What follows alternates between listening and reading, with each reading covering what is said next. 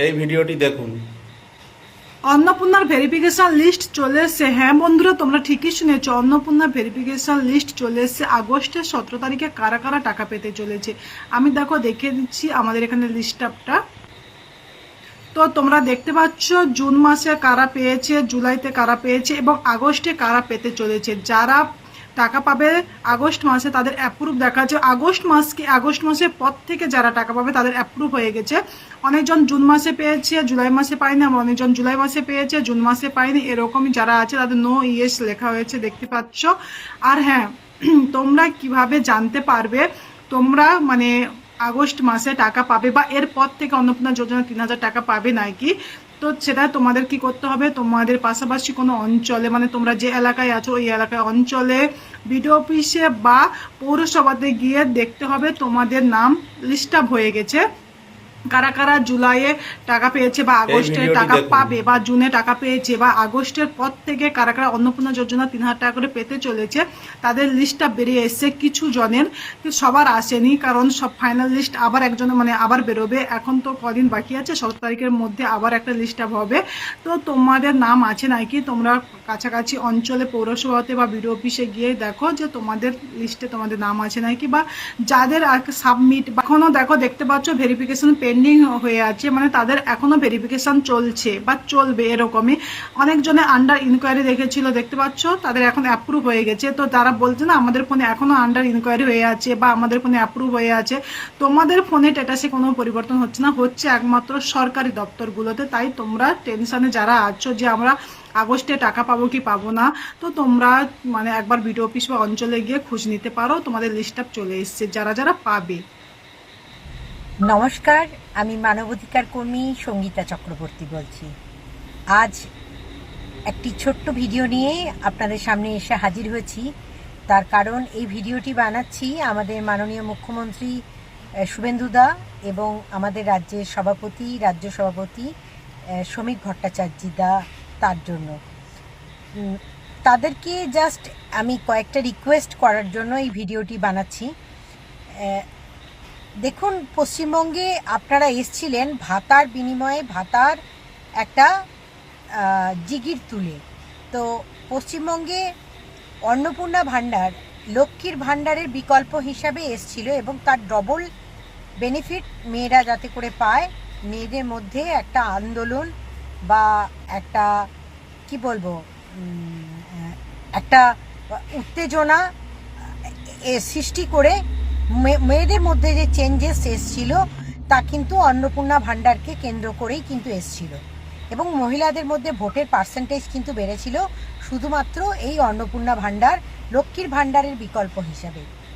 আজ যখন আপনারা ক্লজ লাগাচ্ছেন, মানে অর্থাৎ অনেকগুলো শর্ত লাগাচ্ছেন যে এই লক্ষ্মীর ভাণ্ডারের বিনিময়ে অন্নপূর্ণা ভাণ্ডার যে আপনারা দেবেন, সেই অন্নপূর্ণা ভাণ্ডারের ক্ষেত্রে আপনারা অনেকগুলো শর্ত চাপাচ্ছেন যে কারোর হাজব্যান্ডের যদি এত টাকা ইনকাম থাকে তাহলে সে পাবে না, তার ফ্যামিলি ইনকাম যদি এত টাকা থাকে তাহলে সেই মহিলাটি পাবে না, বা সেই পরিবারের যদি এত টাকা রোজগার থাকে তাহলেও সে পাবে না। এখন আমি আপনাদের কাছে বেশ কয়েকটি উদাহরণ তুলে ধরব যে আজকে মহিলারা দিকে দিকে ডিপ্রাইভ হবে। কেন বলছি?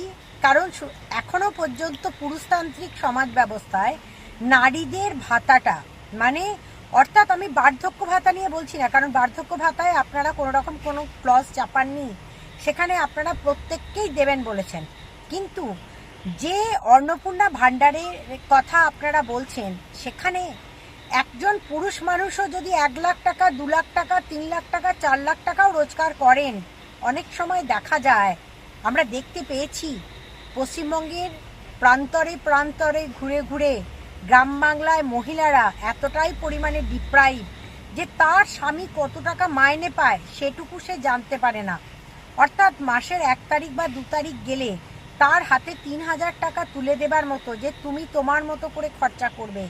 অর্থাৎ তুমি একটা লিপস্টিক কিনবে, কি তুমি শাড়ি কিনবে, কি তুমি তোমার মেয়েকে দেবে, কি তুমি ওষুধ কিনবে, কি তোমার সাজের জিনিস কিনবে, কি তুমি একটা শাড়ি কিনবে, বা তোমার কোনো দরকারে কাজে লাগাবে কিনা, বা তুমি কাউকে দিয়েছো কিনা, বা তুমি কারো কাছ থেকে ধার করেছো কিনা, এটা তুমি তোমার পারপাসে খরচা করবে।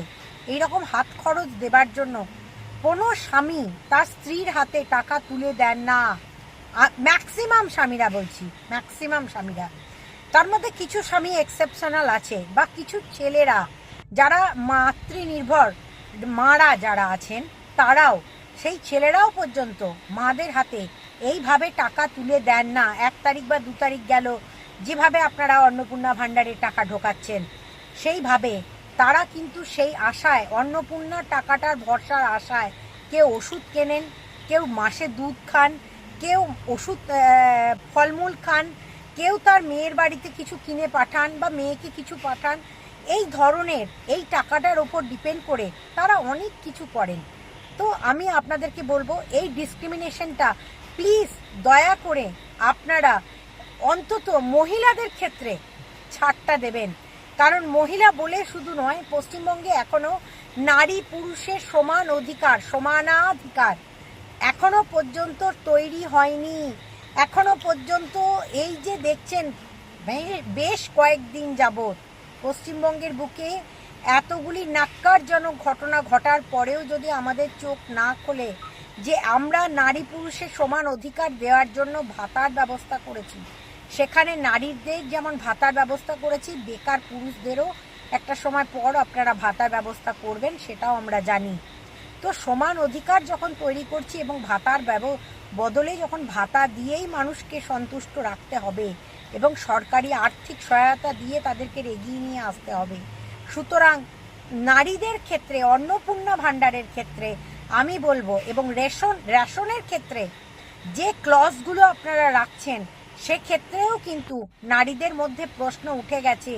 আজকে বিধায়করা আমাদের ট্যাক্সের টাকায় যারা 15,000 টাকা করে মান্থলি রোজগার করছে তাদের বাড়িতে রেশন যাবে না, অর্থাৎ রেশনের যে মালপত্র সামগ্রী পৌঁছাবে না।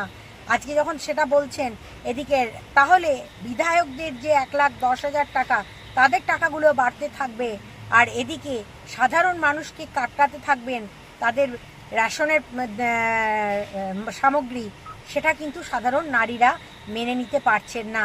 দয়া করে আপনাদের কাছে অনুরোধ, গ্রাম বাংলায় প্রান্তরে প্রান্তরে ঘুরে দেখুন যে অলরেডি 3 মাসের মধ্যে সরকারের মধ্যে একটা অলরেডি সরকারকে নিয়ে ক্রিটিসিজম বা ক্রিটিসাইজ অলরেডি শুরু হয়ে গেছে। কারণ যে কথা দিয়ে কথা রাখতে হবে, কথা দিয়ে কথা রাখার নামই হচ্ছে ভারতীয় জনতা পার্টি। আর ভারতীয় জনতা পার্টির সদস্য হিসাবে আপনারা প্রত্যেকে যারা যারা কাজ করছেন তারা প্রত্যেকেই আওয়াজ তুলুন যে নারীদের এবং পুরুষদের সকলের সমানাধিকার, সমান অধিকার যাতে রক্ষিত হয়, তার জন্যই কিন্তু এই ভিডিওটি বানালাম। জয় হিন্দ, বন্দে মাতারাম, ভারত মাতা কি জয়।